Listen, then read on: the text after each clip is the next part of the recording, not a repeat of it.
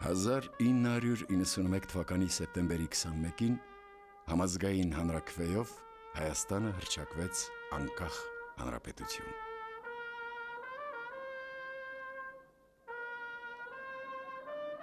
Մարդիկ ցնծում էին։ Նրանց թվում էր, որ այժմ, երբ իրականացել է ազատ լինելու բազմադարյան երազանքը, ընդամենը մի քանի քայլ է մնացել մինչև համընդհանուր երջանկությունն ու բարգավաճումը։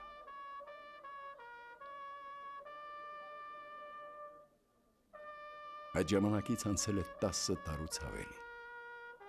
Շատ բան չիրականացավ։ Մեր ֆիլմում ուզում ենք պարզել, թե ինչ է կատարվել Հայաստանում անկախության տարիներին և թե ինչ է կատարվում այսօր։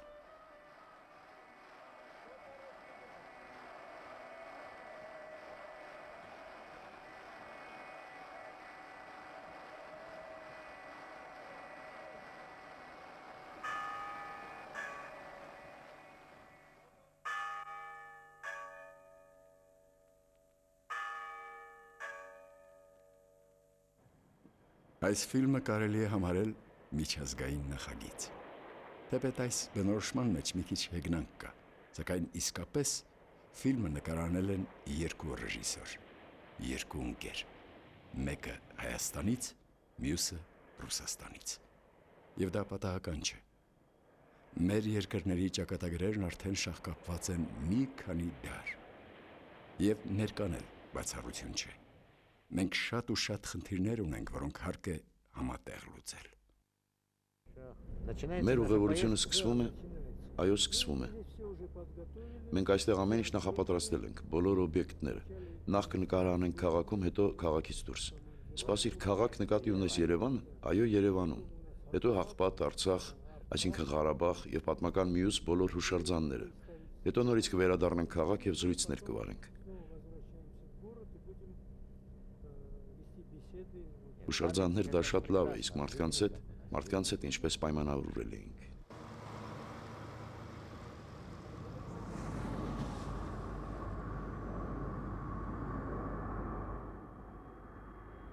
Երկար էր մեր ճամփորդությունը։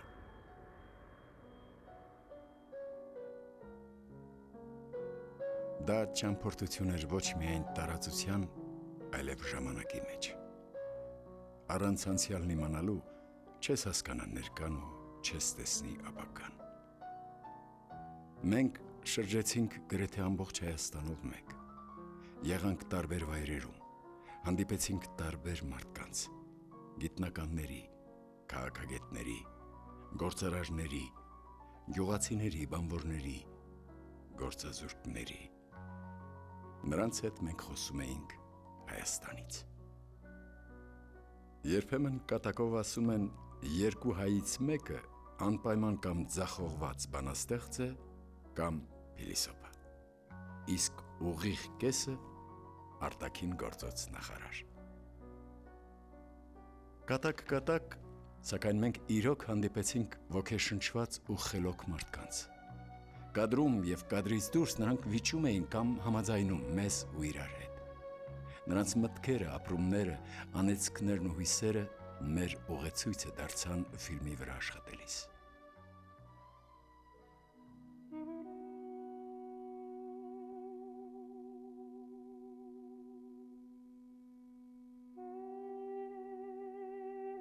Մեծամոր հնադարյան բնակատեղի Երևանից ոչ հեռու։ Ինչու եկանք այստեղ։ Երևի, որպեսզի զգանք պատմության շունչը ամփոփված այս հազարամյա քարերի մեջ։ Շատ բան կարող էին պատմել նրանք ու միգուցե խրատել մեզ այսօրվա մարդկանց ու ճիշտ ճանապարհի բերել, բայց քարերը լռում են, թե այդ մենք չգիտենք նրանց լսել։ Ես միշտ երբ քար եմ տեսնում, դե գիտես ասում են Հայաստանը քարերի երկիր է։ Տես թե ինչ մշտանոց է, այո, սա էլ է քաղաքը։ Երբ քար եմ տեսնում, քար, որին դիպչել է մարդու ձեռքը, մշակված քար, այդ տեսնում ես պատ է եղել, հարգանքի ինչ-որ անհասկանալի զգացում է առաջանում։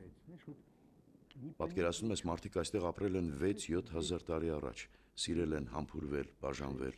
այսինքն քաղաքակրթություն է եղել։ Ճիշտ այնպես, ինչպես այժմ։ Ճիշտ այնպես, ինչպես այժմ։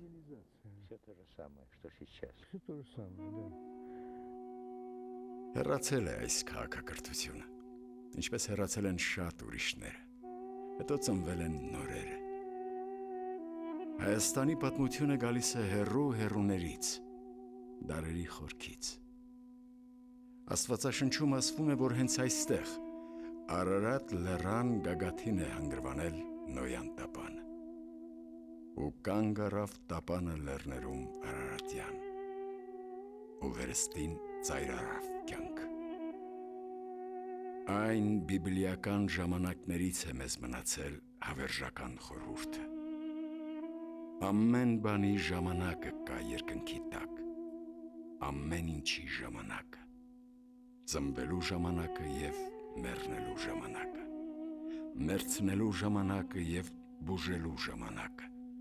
որոնելու ժամանակը և կորցնելու ժամանակը, լալու ժամանակը և ծիծաղելու ժամանակը, ավերելու ժամանակը և կառուցելու ժամանակը, քարեր նետելու ժամանակը և քարեր ժողովելու ժամանակը։ Միգուցե քաղաքակրթություններն ու երկրները հենց այն պատճառով են կործանվում, որ խախտում են ժամանակի այս օրենքները։ Իսկ ինչ ժամանակի մեջ ենք ապրում մենք։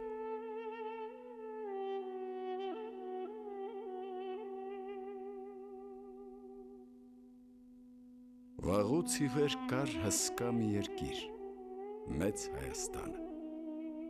Ձգվում էր նա Կասպից ծովից մինչև միջերկրական։ Այդ մասին հիշում են երբեմնի վեհաշուկ քաղաքների հինավուրց փլատակները, հնուց պահպանված խեցեղենն ու քարերը։ Չորրորդ դարում Հայաստանի թագավորական իշխանությունը թուլացավ ու տապալվեց։ Իսկ 14-րդ դարում հայերը վերջնականապես կորցրին իրենց պետականությունը։ Այդ ժամանակից ի վեր 100-ամյակներ շարունակ Հայաստանը ստիպված էր ենթարկվել զանազան նվաճողների, սակայն անկախության ձգտումը շարունակում էր ապրել հայ ժողովրդի հոգում։ Եվ կար այն վերին ուժը, որը միավորում ու զորավիգ էր նրան բոլոր փորձություններում, քրիստոնեական հավատքի ուժը։ Հայաստանը հնագույն քրիստոնեական երկիր է։ Վերջերս նա տոնեց քրիստոնեության ընդունման 1700-ամյակը։ Քրիստոնեությունը հեթանոս հայերին տվեց բարու, մերձավորի նկատմամբ սիրո, հանդուրժողականության, արդարության նոր իդեալներ։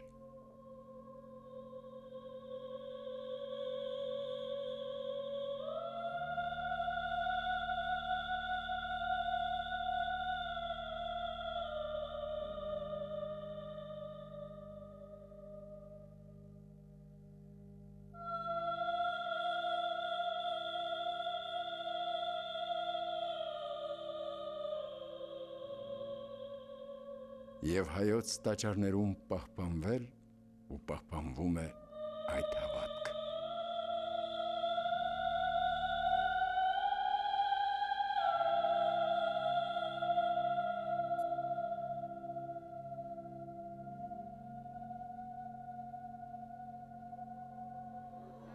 Արեք ծառայս Քրիստոսի եկյալ երեխայցների մկրտություն մկրտի հանձնով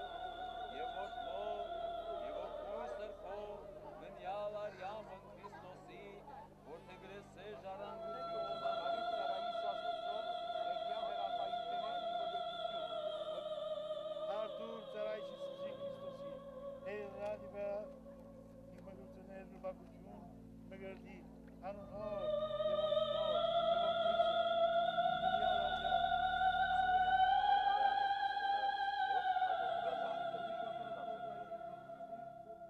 На территории Армении христианство начали проповедовать. Հայաստանի տարածքում քրիստոնեության քարոզը սկսել են Հիսուս Քրիստոսի առաքյալները, Թադևոսն ու Բարթողեմեոսը առաջին դարում։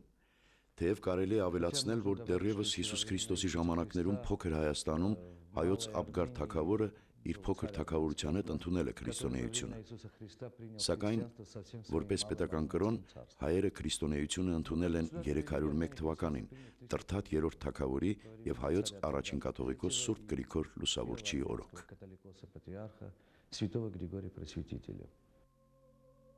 Քրիստոնեությունը Հայաստանում հաստատելու համար Գրիգոր Լուսավորիչը բազում տառապանքներ կրեց։ Երկրի տիրակալը Տրթատ 3-րդը ատում էր քրիստոնյաներին եւ Գրիգոր Լուսավորչին նետեց խորվիրապ։ Սակայն դաժան արքային պատժեց Աստված եւ նա սոսկալի հիվանդացավ։ Գրիգոր Լուսավորչին ազատ արձակելուց, մկրտվելուց եւ ապաշխարելուց հետո միայն նա ապաքինվեց։ Ահա խորվիրապ վանքային զնդանը, որ կալանված էր Սուրբ Գրիգորը։ Հիմա այդ զնդանը սրբատեղի է, որ հավերժ հուրհրում է հավատքի կրակը։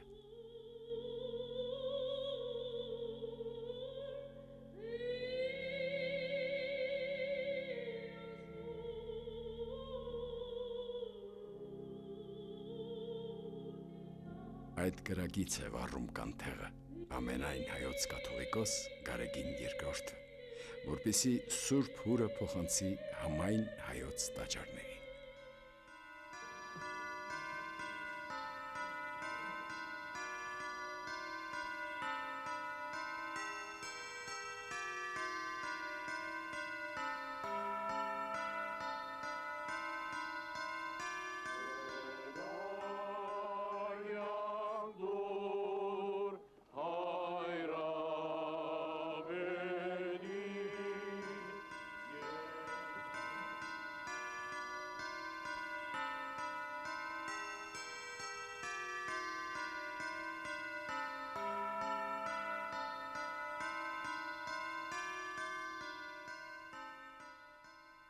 Միրոն Եփության ավանդական արարողությունը Էջմիածնում, հայոց եկեղեցու առաջնորդի նստավայրում։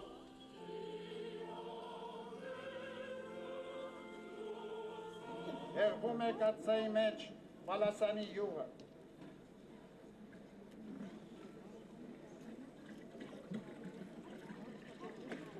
Այժմ Սուրբ Էջմիածնի Միրոնին գուքա միանալու Մեծիդանն Գիլիգյո կաթողիկոսության Միրոնը, որպես ազգային միասնականության, հայ եկեղեցվո միասնականության շոշափելի արտահայտություն։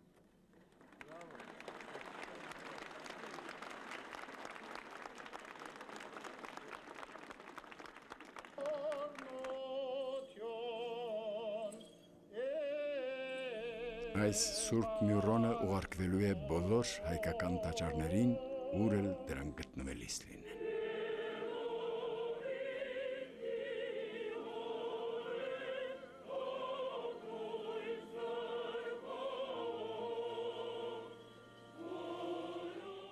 «1700 տարի,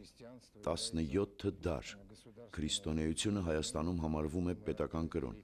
եւ մենք ուրախությամբ ենք կիսում այդ տարելիցը, եւ այլ կերպ չէինք պատկերացնում, որպեսզի սրտի թելադրանքով գայինք այստեղ եւ կիսեինք այդ հանդիսության ուրախությունը»։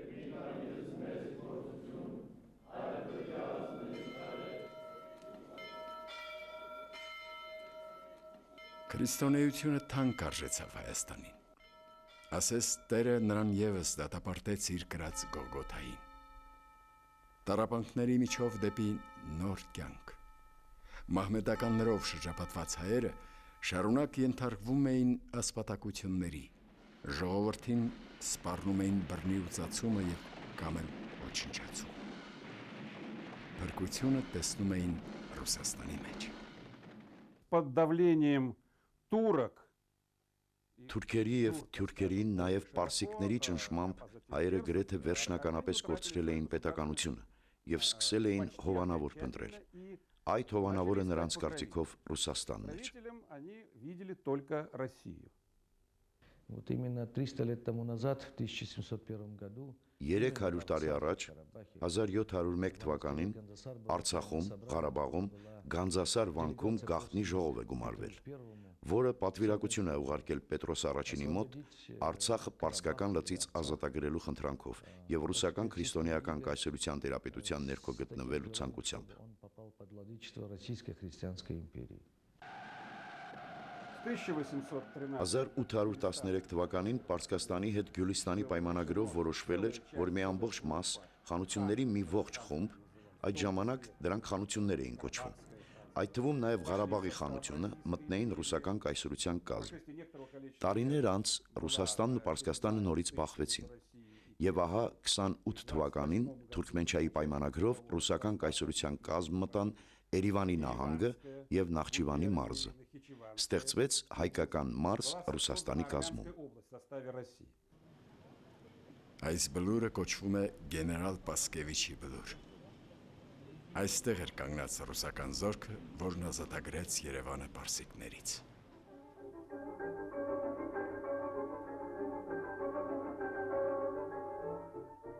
Արևելյան Հայաստանը բազում մարտերից հետո անվտանգություն ձեռք բերեց, դառնալով ռուսական կայսրության մի մաս։ Այլ եղավ Թուրքիայում մնացած արևմտահայության ճակատագիրը։ Մենք թռչում ենք Հայաստանի և Թուրքիայի սահմանի երկայնքով։ Այնտեղ հեռվում հոսում է Արաքսը, որը բաժանում է արևելյան և արևմտյան Հայաստանները։ Գետի այն ափին հայերի Սուրբ Լեռն է, Արարատը, հայոց պապենական հողերը։ Այնտեղ էլ է հայրենիք։ Ոչ մի հայ չի կարող նայել այն ափին առանց հոգու ցավի և հուզմունքի։ Հենց այդտեղ են կատարվել հայ ժողովրդի պատմության ամենասոսկալի իրադարձությունները։ Եղեռն 1915 թվականի ապրիլին Թուրքիայի պարագլուխները հրաման արձակեցին տեղահանելու և կոտորելու հայերին կայսրության բոլոր անկյուններում։ Պատժում էին քրիստոնյա լինելու և Ռուսաստանին Թուրքիայի Վաղեմի Ախոյանին համակրելու համար։ Ահա ժամանակի ահավոր վկայությունները։ Թուրքերը միանգամից չեն սպանում տղամարդկանց, և մինչ վերջիններս լողում են արյան մեջ, նրանց աչքի առաջ բռնաբարում են նրանց կանանց։ Դահիճները խաղում էին հենց նոր կտրած գլուխները վեր նետելով և նույնիսկ ծնողների աչքի առաջ օդ էին թռցնում փոքրիկներին ու որսում իրենց սուսերների սայրին։ Հայերին կախում էին գլխիվայր և կացնով մասնատում ինչպես սպանդանոցում։ Թուրքական կայսրությունում բնակվող 3 միլիոն հայերից 1918 թվականին մնացել էր հազիվ 200,000, 2 միլիոնը կոտորվել էր, 800,000-ը հրաշքով փրկվել, որոնցից 300,000-ը ապաստան էր գտել Ռուսաստանում։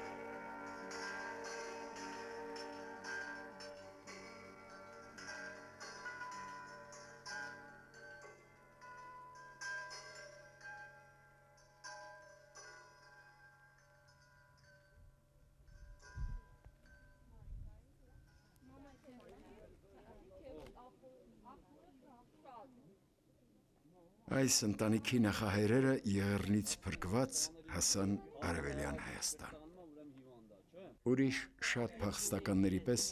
նրանք կորցրին գրեթե ամեն ինչ, սակայն որպես հիշատակ մասունք կորսված հայրենիքի իրենց հետ բերեցին ավերված տաճարի մի քանի քար։ Հիմա այդ քարերը դրվել են ընտանեկան եկեղեցու պատի մեջ, ուր աղոթելու է գալիս ողջ գյուղը։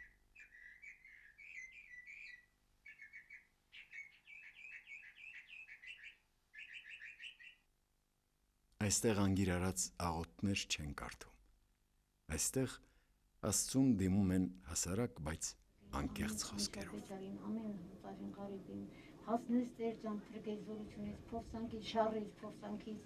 ամենքին տաս զորություն, տաս առողջություն, հաջողություն, փորձանքից եղող Տեր, քո զորությունը թող լինի բոլորի վրա, աշխարհի վրա,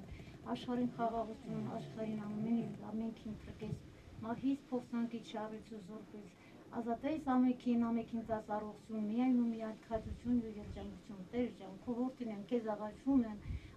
եմ աղաչանքս դու լսի եւ փրկիր ամենքին, ամեն նեղերին, բեճարին, հասնես ամեն ու ամենին հետո նոր նա հասես մեզ, Տեր, քո որդին եմ, քեզ եմ աղաչում, աղաչանքս դու լսի թմողնաս եւ տա զորություն, աշխարհին խաղաղություն, մահին թանկություն, հասին էժանություն, Տեր, քո որդին եմ, քեզ եմ աղաչում, ամեն։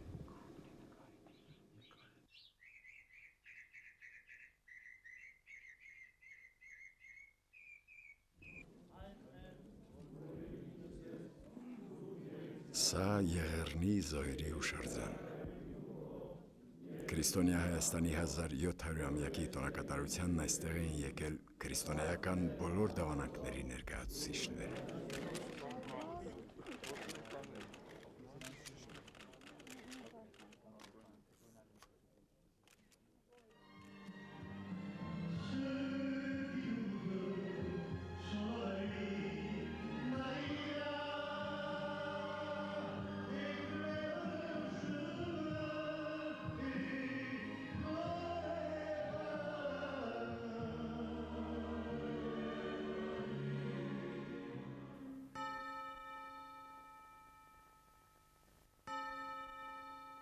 Եվ ոչ միայն նրանք, ամեն ոք, ով անհաղորդ չէ մերձավորի ցավին, գալիս է այստեղ։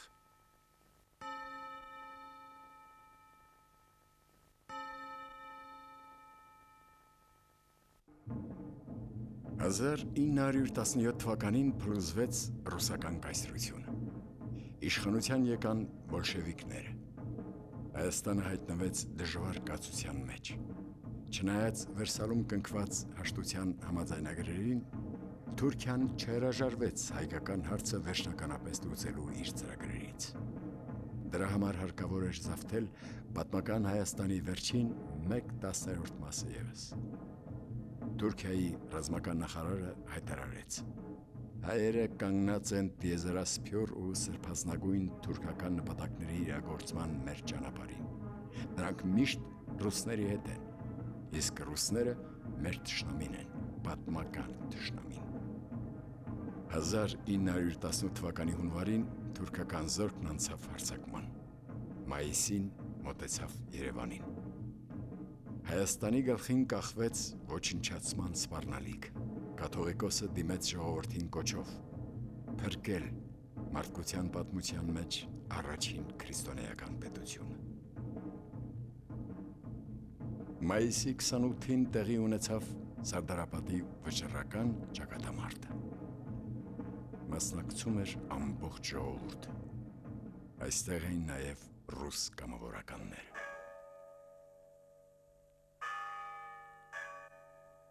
Սարդարապատի հուշահամալիրն է սա։ Հաղթանակը ճակատամարտում կործանումից փրկեց Հայաստանը, և երկիրը հավիտենս կպահի իր փրկիչների իշատակը։ И значит, в 1918 году, когда вся турецкая армия Եվ նշանակում է, որ 1918 թվականին, երբ թուրքական ողջ բանակը ընդհուպ մոտեցել էր Երևանին, տեղի ունեցավ Սարդարապատի ճակատամարտը։ Այդ ճակատամարտին մասնակցել է ողջ հայ ժողովուրդը, աշխարհազորայիններ, հայկական ծագմամբ ռուս գեներալներ, մարտնչել են նաև ռուսական ջոկատներ, կամավորականներ, առանձին մարդիկ։ Ահա այս գերեզմանում կարող եմ ասել, շատ չեն նման գերեզմաններ, բայց կան։ Ահա այս գերեզմանում թաղված են հայ զինվոր և ռուս զինվոր, միևնույն գերեզմանում։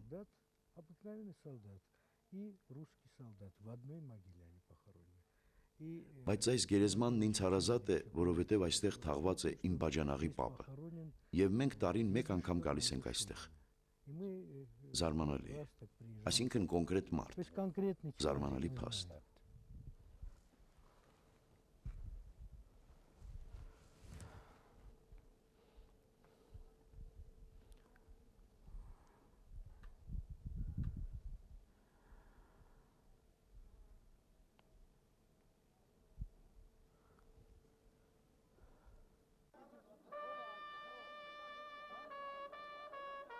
Սարդարապատից 2 օր անց ստեղծվեց Հայաստանի առաջին անկախ հանրապետությունը։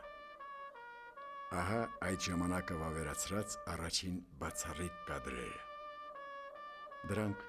վատ են պահպանվել։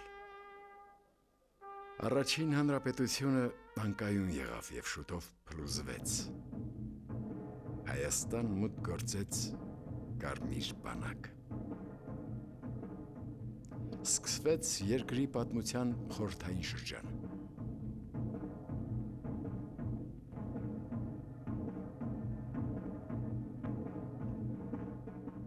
Պատերազմից ու առաջին հանրապետությունից հետո առանց այն էլ ոչ հարուստ Հայաստանի տնտեսությունը անկում էր ապրում։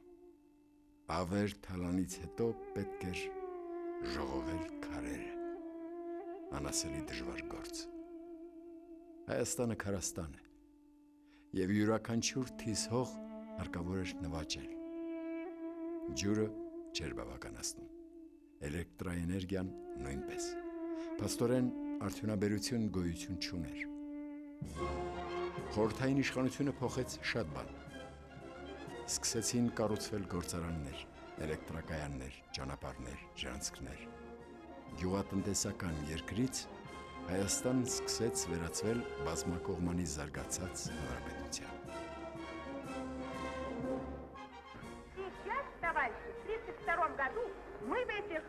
Այժմ ընկերներ, 32 թվականին այս խուլ վայրերում մենք շահագործում ենք յուրահատուկ նախագծով կառուցված առաջին կայանը։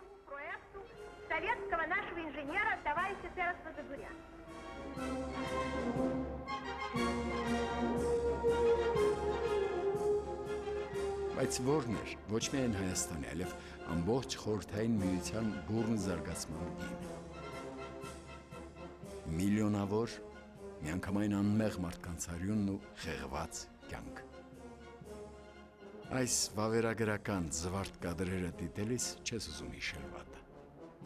Բայց նայեք ապա ամյոնում կանգնած այս մարդուն։ Ինչքան ուրախ է նա։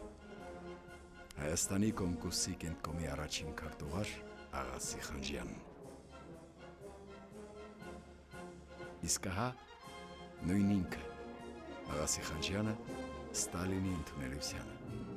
առաջնորդի կողմից սիրված, գնահատված։ Իսկ ոչ շատ ժամանակ անց նրան անձամբ կգնդակահարի Բերյան, որպես ժողովրդի թշնամու։ Ահա և այլ կադրեր։ Այս մարդկանց տանում են ճամբար։ Այստեղ էլ են նրանք սոցիալիզմ կառուցելու։ Տարբեր են այս շարասյան մարդիկ, ազգությամբ, մասնագիտությամբ, սոցիալական վիճակով, սակայն նույնն է նրանց ճակատագիրը։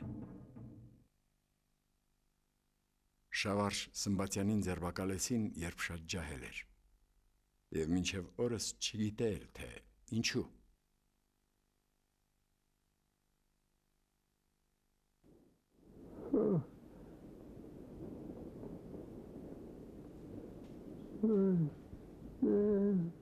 Не могу ничего говорить. Այո, նա չի կարող խոսել այն օրերի մասին։ Մեծ է ցավը։ Արսնացուն սպասել էր իրեն 10 տարի, բայց ապարդյուն։ Շավարժը կորցրեց սերը, կորցրեց երիտասարդ տարիները։ Не могу ничего говорить.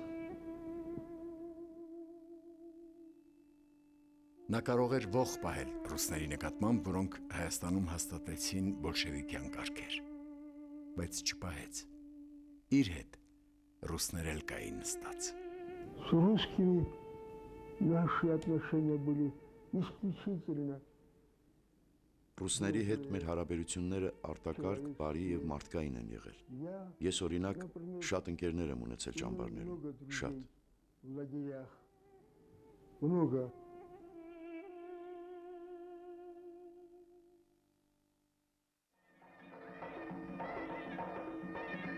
Իհարկե կյանքը շարունակվում էր։ Ինչ էլ լիներ, մարդիկ ապրում էին, ուրախ, լավի հույսերով, իսկ առջևում նոր փորձություն էր։ Պատերազմը։ Ամենասոսկալին մարդկային պատմության մեջ։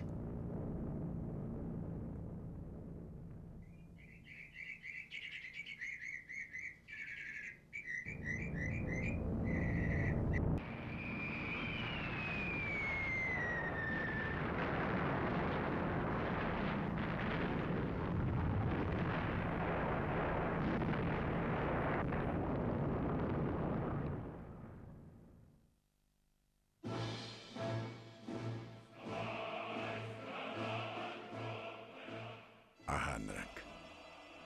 Հայաստանի զինվորները, որ ռազմաճակատ են գնում։ Կային շատ կամավորներ։ Պատերազմ գնաց յուրաքանչյուր երրորդը, գրեթե 600,000 մարդ։ Նրանցից կեսը չի վերադառնա։ Բայց հայ զինվորը կկատարի իր պարտքը Հայաստանի առջև, Ռուսաստանի առջև, հսկա խորհրդային երկրի առջև։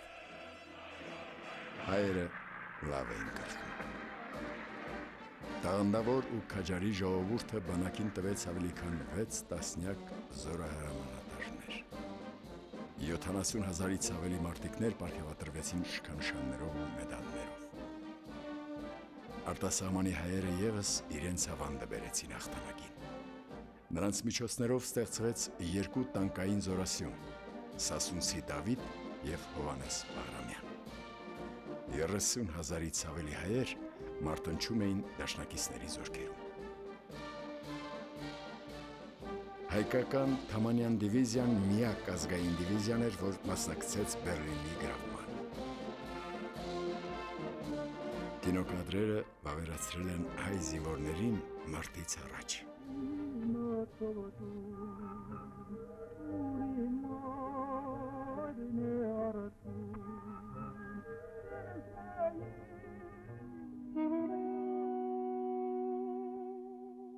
Երգը տանում է նրանց սիրասուն Հայաստան, այնքան հեռավոր ու այնքան ցանկալի։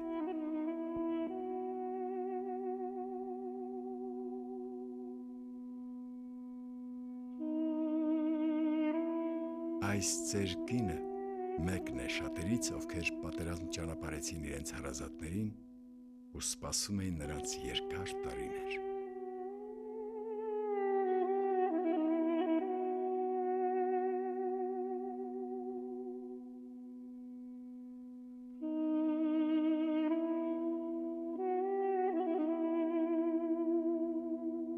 Եվ ահա վերադառնում են նրանք։ Պատերազմը վերջացել է, հաղթանակ, առջևում երկիր հայրենին է։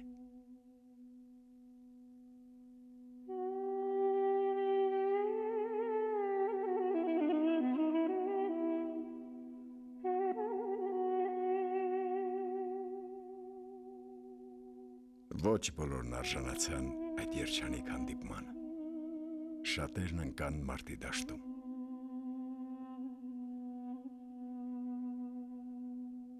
Սակայն եղան զինվորներ, որոնք չվերադարձան մեկ այլ պատճառով, ինչպես այս կնոջ ամուսին։ Կերջումը 42 թվին շրջապատման մեջ երենգե գերին վերցրե։ Գերին վերցրե տարե, երկար պահե։ Գերմանում շատ հալալ շատ։ Մի ամիս, 2 ամիս պետք է մնաս։ Ասել է լավ, մնալուց ետո մի 6 ամիս, 7 ամիս լսել էր, որ գյուղում ով որ մի երկորել գերի էլելա, ընտանիքով ակսորում են։ Ասել էր մին էլ ուր գնամ ես ընդիմ քուրփատ ընտանեմ ասեմ ուրիշ երկրնի։ Մնալով մնացել էր 52 թվին եկավ։ Ամուսինը վերադարձավ 7 տարի ուշ, քան կարող էր։ Որքան ավելորդ տառապանքներ կրեց նրա ընտանիքը, որքան սիրո տարիներ կորցրի։ Նրա բախտը բերեց, տեսավ իր կնոջը, երեխաներին, թոռներին։ Իսկ քանի մարդկային կյանք քշվեց, տարվեց երկրի երեսից։ Առաջնորդներին հատուկ էր ցրիվ տալ քարերը, իսկ մարդկանց հատուկ էր քարեր ժողովելը։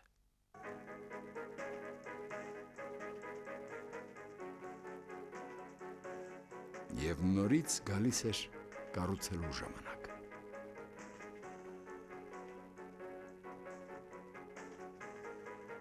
Հետպատերազմյան տարիներին շատ գործ արվեց Հայաստանում։ Գունավոր մետաղաձուլություն,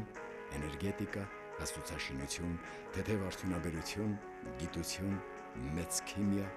բոլորը չես թվարկի։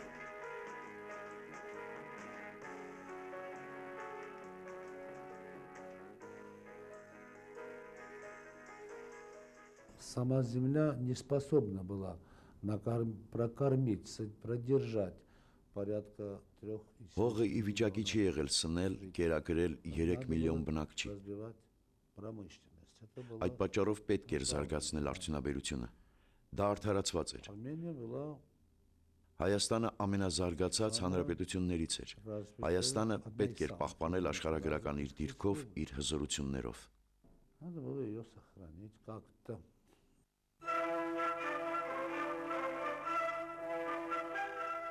Այո, պահպանելու արժանի շատ բան կար։ Մանավանդ, եթե հավատանք այս հին ֆիլմի կադրերին։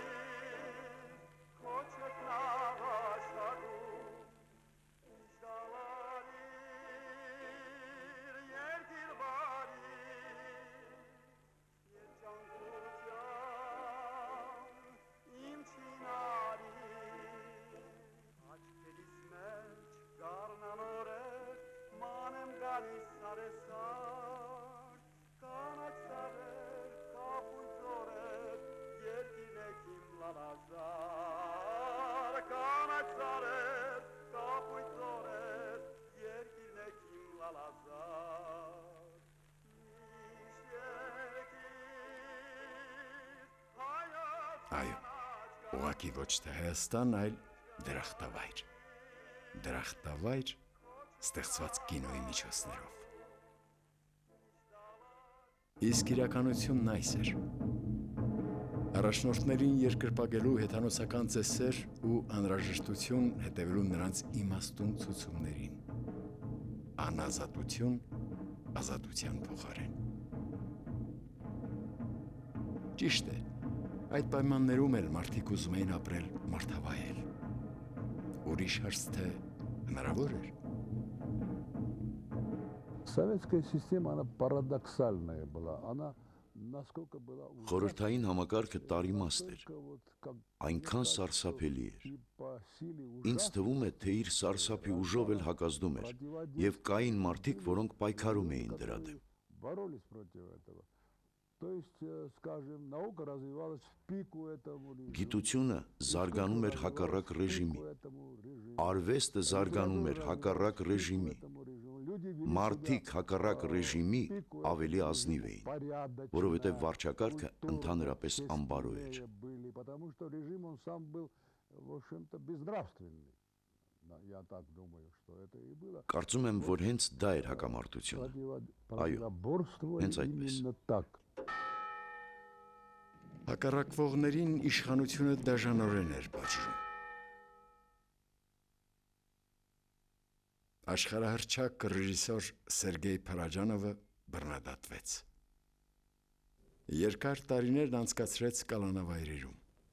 Трагедия Сергея состоит в том, Սերգեյի ողբերգությունն այն էր, որ նա ազատ մարդ էր ոչ ազատ երկրում։ быть свободным человеком в несвободной стране. Նրա արվեստը հեռու էր քաղաքականությունից։ Было далеко от политики. Он воспевал Նա красоту, գովերգում էր գեղեցիկը, будь то լինի դա կնոջ, красота երեխայի женщины կամ հիանալի մի առարկայի։ или прекрасной вещи. Փարաջանովի օրինակը եզակի չէր։ Ոչ սովորական անձինք, ովքեր չէին տեղավորվում խորհրդային կարգերի մահճի մեջ, մերժվում էին։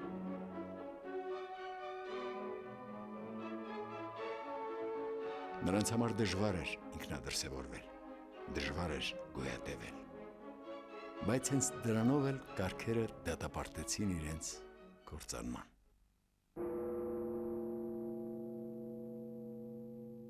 В мире есть Աշխարհում կա բարոյական օրենք, եւ եթե դա խախտվում է, ցանկացած համակարգ դատապարտված է։ Արդյունքում սովետականը փլուզվեց ոչ թե այն պատճառով, որ ամերիկացիները քայքայեցին։ Պարզապես այս երկրում մարդկանց չէին սիրում։ Մարդը նյութ էր։ Արդյունքը տեսանք։ В Советском Союзе было Սովետական միությունում շատ էր եւ լավը եւ վատը։ И было много плохого. Я горжусь, что Հպարտանում եմ, որ ժամանակին ծառայել եմ այնպիսի մեծ պետության, ինչպիսին էր Սովետական միությունը։ Ես մարդկայնորեն ափսոսում եմ, որ մենք կորցրեցինք այդ երկիրը։ очень жаль, что мы потеряли эту державу. Խորհրդային միությանը կարելի է վերաբերվել տարբեր կերպ, բայց այսպես թե այնպես նա դադարեց գոյություն ունենալ։ Փլուզվեց մարդկային պատմության հայտնի ևս մի կայսրություն։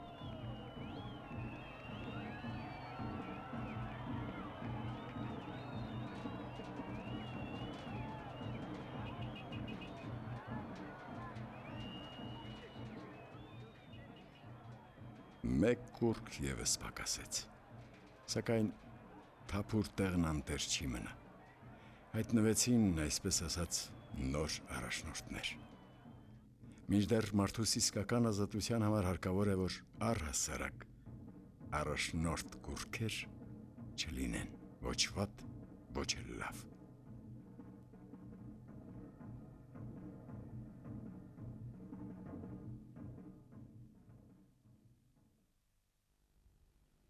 Что здесь было? Այստեղ ինչ է եղել։ Здесь Դե այստեղ была կոնկրետ обсерватория. աստղադիտարան է եղել։ Прямо за спиной Այ у тебя կողմնացույց է пункт, եղել։ вот здесь, видишь? Ճիշտ քո թիկունքին։ Այ այստեղ տեսնում ես։ Այստեղ ապրած մարդկանցից հետքեր են մնացել քարերի վրա, իսկ իրենք հեռացել, գնացել են։ Նրանց մասին էինք խոսում։ Ճակատագիրը տվել էր նրանց ուրիշ հնարավորություն։ Իսկ մենք այսօր ապրողներս ունենք արդյոք ավելի լավ կյանք տեսնելու հույս։ Եվ տեսա ես մի նոր երկինք ու մի նոր երկիր, քանզի նախորդ երկիրը կորսվել էր։ Հայտնության տողերից են սրանք, որ հնչում են ահազդու աղետներից հետո։ Մարդկանց կխաբեն իրենց առաջնորդները։ Լինելու է պատերազմ, լինելու են մահեր։ Լինելու է տնտեսական շրջափակում, սով, ցուրտ, աղքատություն։ Լինելու է քայքայում։ Շատերը դառնալու են գործազուրկ, շատերը լքելու են հայրենիք։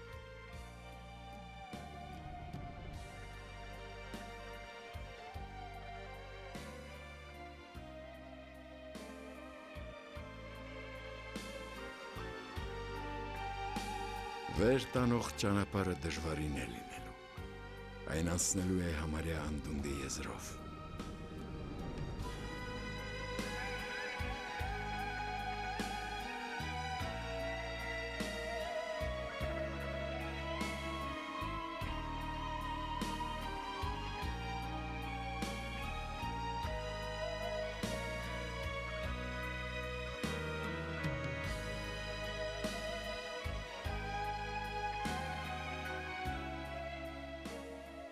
Իսկ դրոշակով այս տղան,